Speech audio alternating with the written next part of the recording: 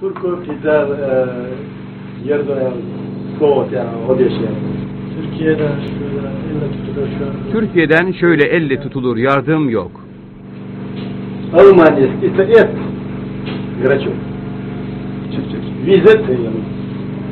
Turkoş diyesi tipaş. Almanya diyor Graço içeri Almanya, Rusya Milli Savunma Bakanı Graçov'a vize vermeyip içeri kabul etmedi. Türkiye ise kabul etti. Graço'nun balevel içeride kesinlikle tipaş. Şu anda en bizim için tehlikeli bu bütün her şeyi ayarlayan, hazırlayan. Şu anda bizim için en tehlikeli adam Graçov'dur. Megasın diyet valla 4 milyon diğerinin dadafın adım işlesi yaptı.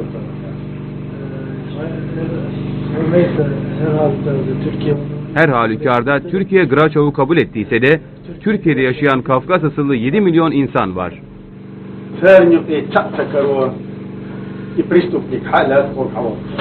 Onlar içinden de bir tane çıkmıyor. Onlar içinde de bir tane. Türkiye'deki Kafkas kökenliler içinde Graçov'u yakalayıp bize getirecek tek adam yok. Onlar da bir erkek değil. Onlar da erkek değil, cesur değil. Bu sebeple Türkiye'deki Kafkas kökenlilere etek diktirip hazırlatıyoruz. Burada bir taraftan savaşırken bir taraftan da onlara etek diktiriyoruz.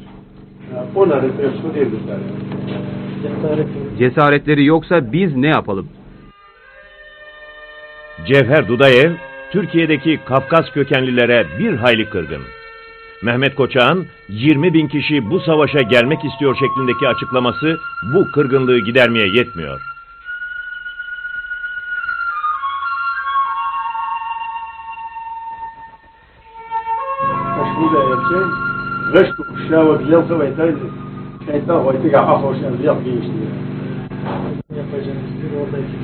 Sizin yapmanız gereken Türkiye'deki Kafkas kökenlileri sopayla kovalayıp buraya göndermektir. 20.000 kişi müracaat etti gelmek için. 20.000 kişi.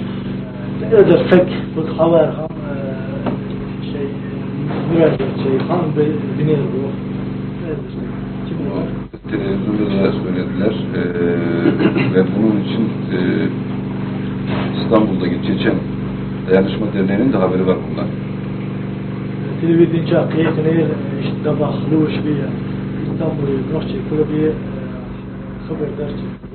Ancak yollar hep kapalı. Ama niye kaçması da oldu?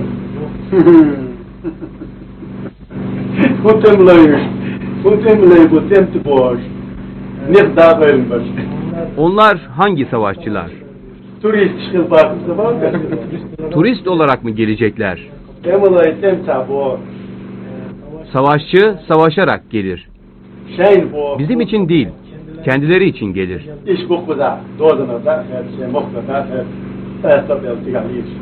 Onlar da vatanlarından ayrı kalmışlar.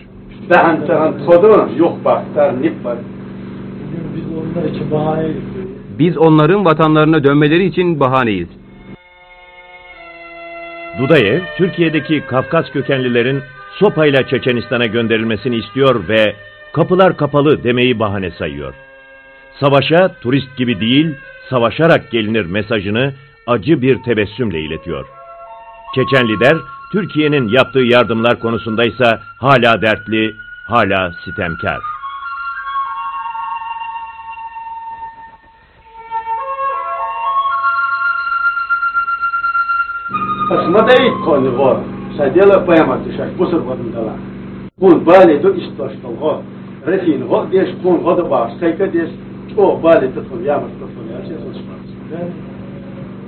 Allah'ın seviyorsanız bize o yardımdan ulaşmıyoruz, bize yardım yapıyorsunuz diyoruz. Allah'ınızı seviyorsanız bize yaptığınızı zannettiğiniz yardımı durdurun.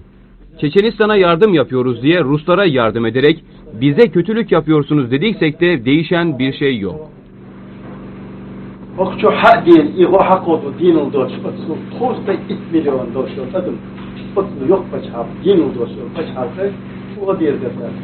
Buraya bizim Çeçenistan'a kadar. Buraya Çeçenistan'a kadar yardım getirecek cesareti, hüneri olmayan 60 milyon nüfuslu bir Türkiye bize daha ne yardım yapabilir? Şuraya kadar bir yardım ulaştıramadılar.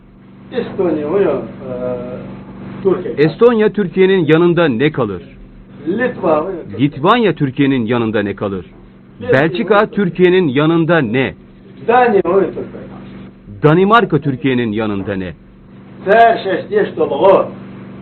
Rusya 30 cihaz yoldaşı. Bu istihadi binvali kaçı.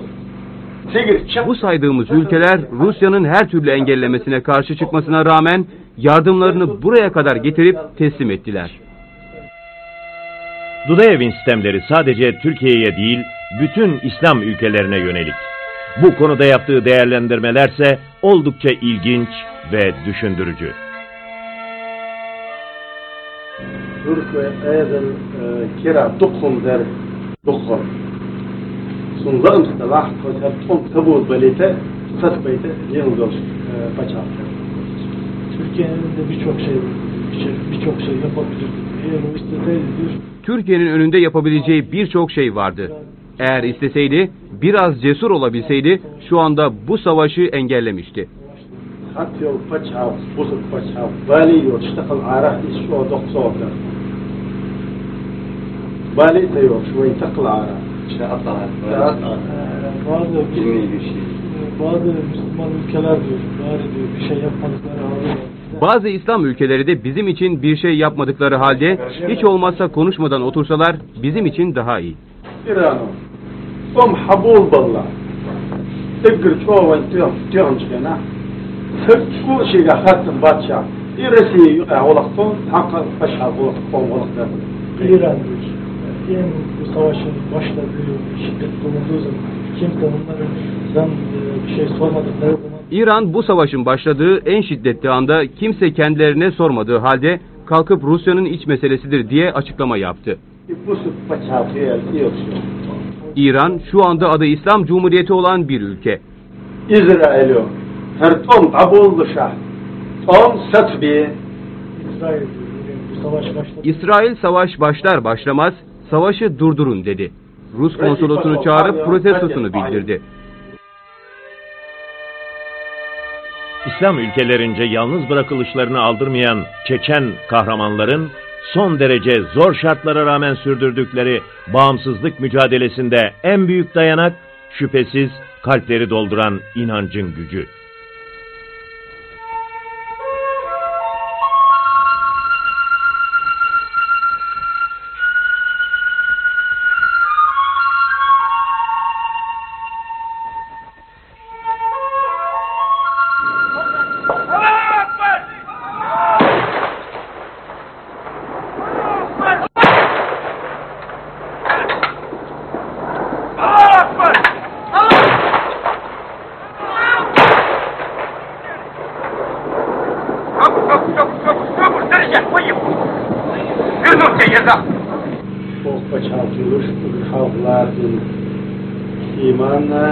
Bizim cumhuriyetimizi kurarken başlattığımız yol, iman yolu, Allah yoludur.